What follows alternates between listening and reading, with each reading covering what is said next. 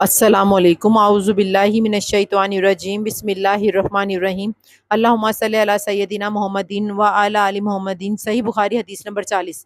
حضرت محمد صلی اللہ علیہ وآلہ وسلم جب مدینہ تشریف لائے تو پہلے اپنے ننھیال میں اترے جو انصار تھے، اور وہاں آپ صلی اللہ علیہ وآلہ وسلم نے 16 یا 17 ماہ بیت المقدس کی طرف منہ کر کے نماز پڑھی۔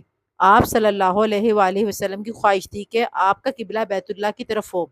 جب بیت اللہ کی طرف نماز پڑھنے کا حکم ہو گیا تو سب سے پہلی نماز جو آپ صلی اللہ علیہ وآلہ وسلم نے بیت اللہ کی طرف پڑھی عصر کی نماز تھی۔ وہاں آپ صلی اللہ علیہ وآلہ وسلم کے ساتھ لوگوں نے بھی نماز پڑھی۔ پھر آپ صلی اللہ علیہ وآلہ وسلم کے ساتھ نماز پڑھنے والوں میں سے ایک آدمی نکلا اور اس کا مسجد بنی حارثہ کی طرف گزر ہوا تو وہ لوگ رکوع میں تھے۔ وہ بولا کہ میں اللہ کی گواہی دیتا ہوں کہ میں نے رسول اللہ صلی اللہ علیہ وآلہ وسلم کے ساتھ مکہ کی طرف منہ کر کے نماز پڑھی ہے۔ یہ سن کر وہ لوگ اسی حالت میں بیت اللہ کی طرف گھوم گئے، اور جب حضرت محمد صلی اللہ علیہ وآلہ وسلم بیت المقدس کی طرف منہ کر کے نماز پڑھا کرتے تھے، یہود اور عیسائی خوش ہوتے تھے، مگر جب آپ صلی اللہ علیہ وآلہ وسلم نے بیت اللہ کی طرف منہ پھیر لیا تو انہیں یہ امر ناگوار ہوا۔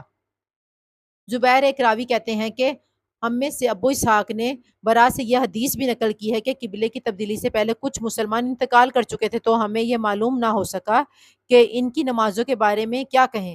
تب اللہ نے یہ آیت نازل کی ترجمہ، اور اللہ ایسا نہیں ہے کہ تمہارے ایمان یا نمازوں کو ضائع کر دے۔